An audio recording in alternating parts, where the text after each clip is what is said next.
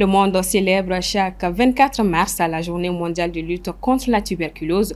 Oui, nous pouvons mettre fin à la tuberculose, nous engager, investir et agir concrètement. C'est le thème pour l'édition 2025. L'objectif est d'en finir complètement avec cette maladie infectieuse, la plus meurtrière, dans les prochaines années. Et pour parler des progrès de lutte contre la maladie au Mali, je reçois sur ce plateau le professeur Yacouba Toloba, professeur titulaire du CAMES en pneumologie, chef de service de pneumologie CHU du Point G. Il est expert auprès de l'EMS pour la tuberculose multirésistante. Bonsoir à vous. Bonsoir. Et merci d'avoir accepté notre invitation. C'est moi. Alors, quel est le taux de succès thérapeutique observé en 2025? Alors, le succès thérapeutique au niveau national, et on ne peut pas faire... voir l'issue du traitement en 2025, mais nous allons nous projeter sur 2024 que nous avons les rapports annuels et nous avons le taux de succès qui avoisine les 83%. Alors, le bilan après 2024, puisque 2024, le thème était oui, nous pouvons mettre fin à la tuberculose. Quel bilan peut-on faire? Ok, par rapport à la tuberculose, permettez-moi à l'entame de mes propos de remercier quand même la TM1 et aussi les départements dont nous travaillons. Et par rapport au bilan, et vous avez vu la tuberculose, on l'a découvert depuis plus de 100 ans.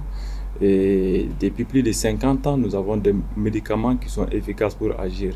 Mais aujourd'hui, nous n'arrivons pas à éradiquer la tuberculose. Pourquoi? Voilà un grand questionnement qu'on se pose. Il y a quand même des progrès notoires par rapport à la tuberculose, puisque nous nous sommes donné des échéances. À l'horizon 2030-2035, nous voudrons éradiquer la tuberculose.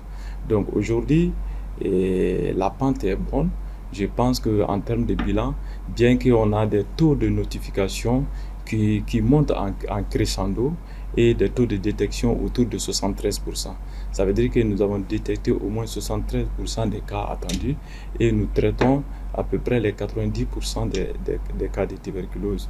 Donc voilà un peu les bilans et les succès thérapeutiques satisfaisants. Est-ce dû à la gratuité des soins?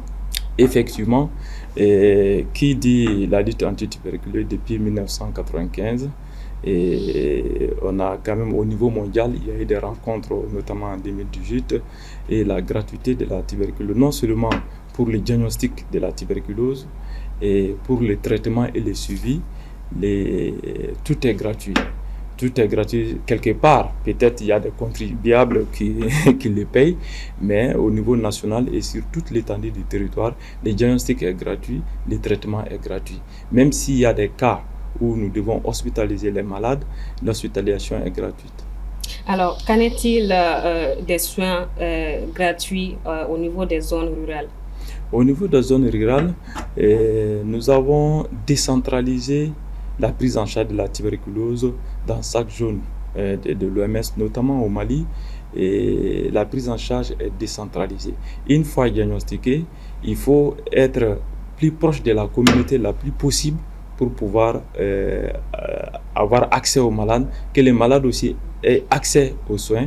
De ces faits, après les diagnostics, par exemple, quand nous prenons le cas de Bamako, si nous diagnostiquons la tuberculose au niveau du point G, dans mon service, nous les renvoyons dans les CCRF dont il est issu, et les CCRF l'envoient dans les CSCOM, donc les médicaments sont disponibles par rapport jusqu'au plus proche du malade. Et maintenant, la nouveauté est que la communauté est impliquée. C'est ce qu'on appelle des relais communautaires. Et ces relais communautaires aident aussi dans la lutte anti-tuberculose. J'allais en venir justement. Qu'en est-il de la sensibilisation au niveau de la population? Parce que les malades sont quand même victimes de marginalisation parfois. Effectivement, les malades sont victimes de marginalisation parce que c'est une maladie contagieuse et entre guillemets, on pense que c'est une maladie de la pauvreté, une maladie des personnes orphelines. Donc, cette maladie quand même fait indexer ces malades qui ont la tuberculose.